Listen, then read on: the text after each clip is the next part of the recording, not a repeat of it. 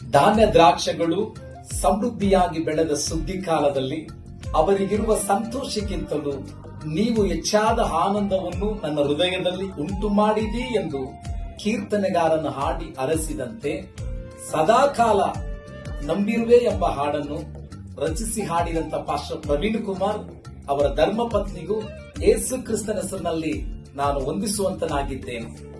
ಇಂದಿನ ದಿನದಲ್ಲಿ ಉಸಿರಿರುವ ದಿನವೆಲ್ಲ ಆರಾಧನೆ ಎಂಬ ಹಾಡಿನ ಮೂಲಕ ಕರ್ನಾಟಕದ ಮನೆ ಮಾತಾಗಿರುವಂತ ನಿಮಗೆ ನನ್ನ ದೇವರ ಕೃಪೆ ಸದಾ ನಿಮ್ಮ ಮೇಲೆ ಇರಲೆಂಬುದಾಗಿ ನಾನು ಹಾರೈಸ್ತೀನಿ.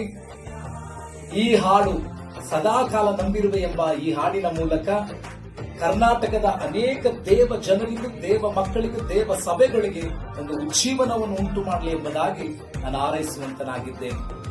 ಫೆಬ್ರವರಿ 24ನೇ ತಾರೀಕು ಈ ಹಾಡು ರಿಲೀಸ್ ಮಾಡುವುದಕ್ಕೆ ದೇವ ಸೇವಕರು ಸಿದ್ಧರಾಗಿದ್ದಾರೆ. ಅದನ್ನು ಕೇಳಿ ಆಶೀರ್ವಾದ ಹೊಂದಬೇಕೆಂಬುದಾಗಿ ತಮ್ಮಲ್ಲಿ ವಿನಂತಿಸಿಕೊಳ್ಳುತ್ತೇನೆ. ಕರ್ತನ ಕೃಪೆ ಸೇವಕರೊಂದಿಗೂ ಸದಾಕಾಲ ನಂಬಿರುವೆ ಎಂಬ ಹಾಡಿನೊಂದಿಗೂ ಸೇವಕರೊಂದಿಗೂ ನೆಲೆಯಾಗಿರಲೆಂದು ಯೇಸುವಿನ ನಾಮದಲ್ಲಿ ಪ್ರಾರ್ಥಿಸುತ್ತೇನೆ. Price lord.